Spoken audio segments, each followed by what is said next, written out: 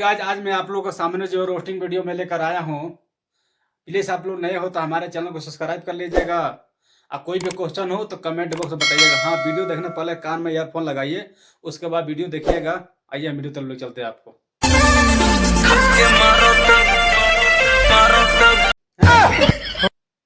खा के मारता ये कर बहन से तो कौन कौन गाना ने जब निकाला तरस हमारा खुद समझ में नहीं क्या आवत। अब तो अन्य लोग बताओ लो कि ऐसा पोजीशन जन में देखावत है कि हमारे जन में देख के जन में बाबू खड़ा हो जाता है। अब तो अन्य लोग के जन में खड़ा होत हुई ऐसा तो हो ना सकता खड़ा ना होत हुई। अरे भैया का कहीं हो कहीं खातिर हम तो बिल्कुल परेशान हो गए बानी। अश्लील वीडियो बनाता है आज के डेट में यार, दिमाग बिल्कुल आदमी के बिल्कुल कंफ्यूज हो जाता है। सही में जब लड़का जन्म लड़का से बिगड़ एक कनिए के दिन बाग लड़का बिगड़ तरह सन, ठीक ना। हमने के जन्म केतनो जन्म सुधारत नहीं जा, केतनो जन्म पेलाई करत नहीं जा, ई पेलवाओ तरह से मगर सुधरत नहीं के सन। आंखों दीवाना पड़े है पीछे हैं। जब वो तरह जब शरीर जब दिखाइबो कछिया बाडी देखो पोजीशन बना के तो लड़का तक लड़का जन बजे तो दूर बड़ा सा कोनो मुश्किल नहीं थे, मगर तार लगवा जन तूफानी भैया बाढ़े उन्हों को मरता तो नहीं, उन्हों को जन चौन नहीं खे आवत आज की डेट में। इसलिए कि बहुत पहले जन तो हम दुनिया में जन खटका रहा ना, अब फिर जन आपस में मिल गए पड़ल लो हैं। अरे का कह यार, अब टपाटप मजा जन में लिया लो का मुश्किल बाटे। बोले बमल सोहरी खके मारत भतार लोहरी, बोले बमल सोहरी या खा के मारत भतार शहरी, यानी कि जन शहर का बाटे का कोनो ई गलत बात बाटे, हम ना मानो, ठीक ना। वो शहर वाला निखन मारत ई तूफानी भैया जन जब दबा के जन रेलाई जन करत है, ठीक ना। एक बार रेलाई कह के जब छोड़े रहा तो पूरा जन पूरा हंगामा कैले रहा। अब फिर बोलेले हैं, अब बोला के जब रेलाई जन करत है, ठीक ना। चला खैर कोनो मुश्किल नहीं के, तो हम लोग तो कमो ही बाटे हैं अश्लील फैलावे के लोग के जन बिगाड़े के, ठीक ना। ये कमो बाटे, दूसर कोनो काम नहीं करता हम लोग जी में, ठीक ना। देखो दोस्त बोलो, सिर्फ हाय हेलो करने से प्यार नहीं होता। ऐसा का रात को गंदी गंदी बातें भी करनी पड़ती है। अरे कर बहन के चलो रे, ये हम तो पहले बार सुनत नहीं के बात करो तो गंदी बात कल जरूरी बाटे। ये बताओ गंदी बात जन करी कहीं खड़ा हो जाई तब का होई? तू तो रहो दूर तो फिर रेलाई जन कैसे होई हैं? इतना मत करो, तार बहन के चुना पेलवासर बढ़ू तारा के बढ़िया से पेलाई कर सोच लिया हम, ठीक ना। भौजी पेला गई आज भैया भौजी पेला गई बिया। हाँ, ढेर गरमायर से काफी दिन से कच्ची उतारा सिया आज जन बजे पेलवासल बढ़िया से पेलाई हो गए, ठीक ना। और ये नतीज काहे कहली रे?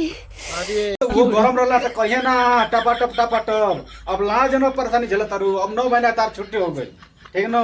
9 महीना के बाद लेके खेलैया, ठीक ना। तहार बहन के चौथ ने पेलवासर लुआ ना। असल बात तोर समझना थोड़ा टेढ़ है ना। अच्छा उठे हम तो वैसे जब मैं जाकर लड़त रहा हनु अतरिया में। ये बात बाटा, ठीक चला। छोटे बाब छेदा पहले अंगूरी घुसावे दा, कर बहन के चौथ अंगूरी घुसावा कैले बिया वही बरा से हैं। छेद बाटे तो अंगूरी का घुसाई जब लाड़ घुसाई के पे बहन के चौथ, ठीक ना। अंगूरी घुसैले बिना कौन जरूरत बाटे? ओका बढ़िया से ओकरा सुगरा के तब जना पानी लगा के, है ना, पानी का तेल, ठीक ना, तेल लगा के चाहे थूक लगा के एकदम बारी टपाटप। छोटे बाब छेदा पहले अंगूरी। हाँ भाई हाँ, मान गई छोट बाटे छेदा पहले अंगूरी घुसावे द, है ना। जी भी यही मत पहले जन बजे ओकरा अंगुरिया के अब फैला दिया तब जन टपाटप काम करिया, ठीक ना। तारा काला मतलब यह भइल हमके ना समझ में आई लो तू ये तरह कहबू, ठीक ना। चलो खैर कोनो बात, तारी ये जब मन बाटे यही तरह पेलावा कोनो मुश्किल नहीं है, ठीक ना। हम तो नहीं मन देखे कहे खातिर या बोले खातिर दिखावे खातिर, चलो ठीक है। माजा तो खूब जावत होई लमटेंग बुता के टपाटप त लाड़ जन शर्मा तरू शर्मा मत, ये हमार करेजा शर्मेबू तो थोड़े ना काम चली, है ना। शर्मा मत। जिसको मेरा दूध पीना है आप लोग पी सकते हैं, देख सकते हैं बहुत खड़ी बाल्टी लेके आई, बाल्टी 1 बाल्टी दूध चाहिए हमरा के, बोल देबू। तहार बहन के जो तना पेलवासर लू हाँ अब जब मैं ठोकैलू हो अब है दुधार हो गईलू ठीक ना। अरे का कहीं हो ठीक बा अब हम जन बाल्टी लेकर भेजता नहीं तारा घर बा ठीक ना। आ ना देहलू तो सोच ले नेवरा के जन बजे तारा के पेला हम सोच लिया।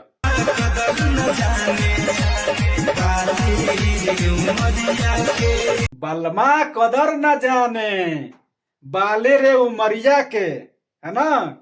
अरे का कहीं हो। खैर मुस्कान हमार बहुत पुराना जन फ्रेंड है उनकरा कुछ नहीं कह सकत नहीं। गाना जन ठीक बाटे कौन मुश्किल नहीं है। गाना भी ठीक बा अश्लील भी ठीक बाटे ठीक ना। नहीं यार गलती हो गई यार मिस्टेक। हाँ गाना भी ठीक बाटे मुस्कान भी ठीक बाड़ी कोनो ज्यादा कोनो अश्लील में नहीं है। अश्लील हरकत है नहीं है ये अश्लील हरकत रहित तो हम जन पलाई जन बढ़िया से करती मगर अश्लील हरकत नहीं है तो हम पलाई जन नहीं करब। ये हमारे बहुत पुराना मित्र रही। चलो ठीक बा मुस्कान जन बुरा मत बनिए हमारी बाती के ठीक ना। इंशाअल्लाह कबो न कबो भेंट मुलाकात हमनी से होई क्या नाश्ता जन कल जे कोनो मुश्किल नहीं है ठीक ना। चलो ठीक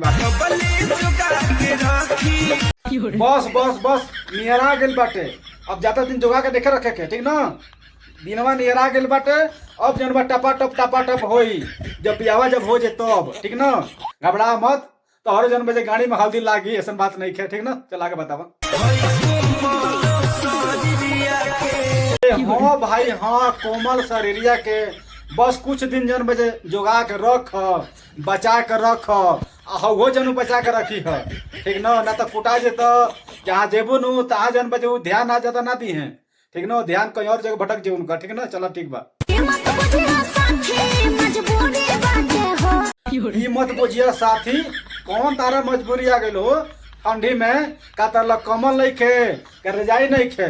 हाँ बताओ बोला तो जन बजे हम जन चारो कमल तक भेजवा देता नहीं।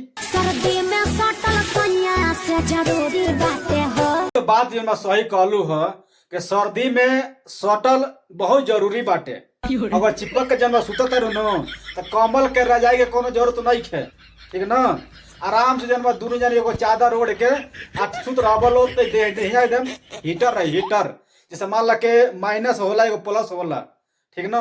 तो जब माइनस प्लस जब दोनों जब आपस में जब सटला तो गुजा गर्मी पैदा करला ठीक ना। कोनो मुश्किल नहीं है। हाँ भाई हाँ मालूम बाटे कम से कम आगवा तो बढ़। अरे तो वही तो आगवा बढ़े तब ना हम आगवा बढ़ब हमरो कुछ काम करे दे काहे के परेशान करता मारेला भतार खा के लोहरी। हाँ ये तो ठीक बाटे के टपा टप मारेला मगर देख के जब बजे दिमागवा हमारे बेल के खड़ा हो जाते यार। काश यार तो अन्य लोग खड़ा होत होई हैं कमेंट बॉक्स में बताइए लो ठीक ना। केकर खड़ा होता है कर भाई के जो दिमाग हमने के तो खराब तो करते बड़ी सन हमार जन में ढेर खराब होता भैया का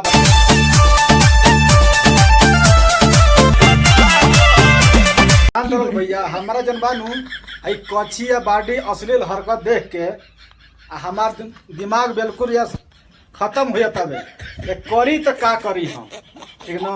हम बिल्कुल यार परेशान बनी एक से ठीक ना।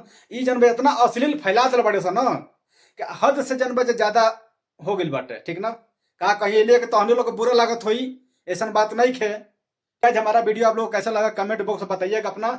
और वीडियो जो है अपने दिल पर मत लीजिएगा। यह हंसी मजाक के लिए वीडियो बना हुआ था। नेक्स्ट वीडियो लेकर आए किसी और दिन। ओके बाय।